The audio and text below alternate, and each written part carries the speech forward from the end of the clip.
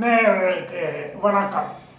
இன்றைய வீடியோவிலே ராஜலட்சண யோகம் என்ற யோகத்தை பற்றி பேசுகிறேன்.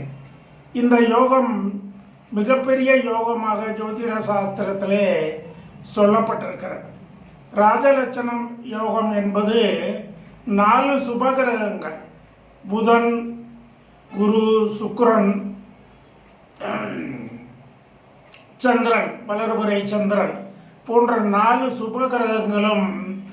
சுபகிரகங்களில் 2 கிரகங்கள் உச்ச ராசியில் இருந்தாலும் அல்லது உச்ச ராசியை நெருங்கினாலும் 2 கிரகங்கள் 4, 7, 10 ஆகிய கேந்திரஸ்தானங்களில் இருந்தால் இந்த ராஜலட்சண யோகம் உருவாகிறது என்று ஆதிகால ஜோதிட சுவடிகளிலே சொல்லப்பட்டிருக்கிறது. பெரும்பாலும் இந்த 4 கிரகங்களும் வக்ரகம் பெற்றிருக்கக்கூடாது, நீசம் பெற்றிருக்கக்கூடாது, அஸ்தமனமாகி இருக்கக்கூடாது, முழுமையாக இருக்க வேண்டும். அடுத்து புதனை பொறுத்தவரையில் ஏதாவது ஒரு கிரகத்தோடு இணையும் குணம் உண்டவர் என்றும் ஜோதிட சாஸ்திரத்திலே சொல்லப்பட்டிருக்கிறது. சனி, சுக்கிரன், சூரியன் போன்ற கிரகங்கள் ஏதாவது ஒரு கிரகங்களோடு புதன் இணையக்கூடிய நிலை ஏற்படும். அவ்வாறு இல்லாமல் புதன் தனித்து இருக்க வேண்டும். 4 கிரகங்களும் புதன், குரு, சுக்கிரன், வளர்பிறை சந்திரன் இந்த 4 கிரகங்களும் வக்ரகம், அஸ்தமனம், நீசம் பெற்றிருக்கக்கூடாது.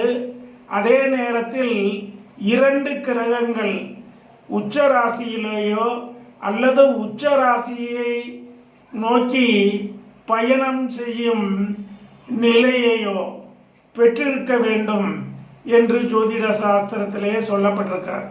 2 கிரகங்கள் 4, 7, 10 ஆகிய கேந்திரஸ்தானங்களில் இருக்க வேண்டும் என்றும் ஜோதிட சாஸ்திரத்திலே சொல்லப்பட்டிருக்கிறது. இவ்வாறான அமைப்புடைய ஜாதகர்களெல்லாம் ஆதி காலத்திலே அரசர்களாக இருந்திருக்கிறார்கள். தற்போதைய காலகட்டம் ஜனநாயக நாடாக இருக்கிறது. எனவே அரசாங்கத்தை ஆளும் மிகப்பெரிய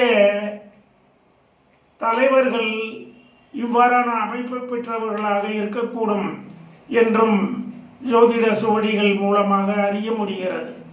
எனவே அவரவர் ஜாதகத்தையும் அவரவர் குடும்ப உறுப்பினர்களுடைய ஜாதகத்தையும் ஆராய்ந்து 2 கிரகங்கள் உச்ச ராசியை நோக்கி செல்லுகிறதா அல்லது உச்ச ராசியில் இருக்கிறதா, மீதி 2 கிரகங்கள் கேந்திரம் 4, 7, 10 ஆகிய கேந்திரங்களிலே இருக்கிறதா என்பதை அறிந்து பயனடைய வேண்டும் என்று நேயர்களை வணங்கி கேட்டுக்கொள்கிறேன். இந்த வீடியோவை காணும் எனது அன்பான நேயர்கள் எனக்கு சப்ஸ்கிரைப் செய்து ஆதரவு தர வேண்டும் என்று உங்களை அன்போடு கேட்டு உங்கள் அனைவருக்கும் எனது நல்வாழ்த்துக்களையும் வணக்கங்களையும் கூறி விடைபெறுகிறேன். நன்றி, வணக்கம்.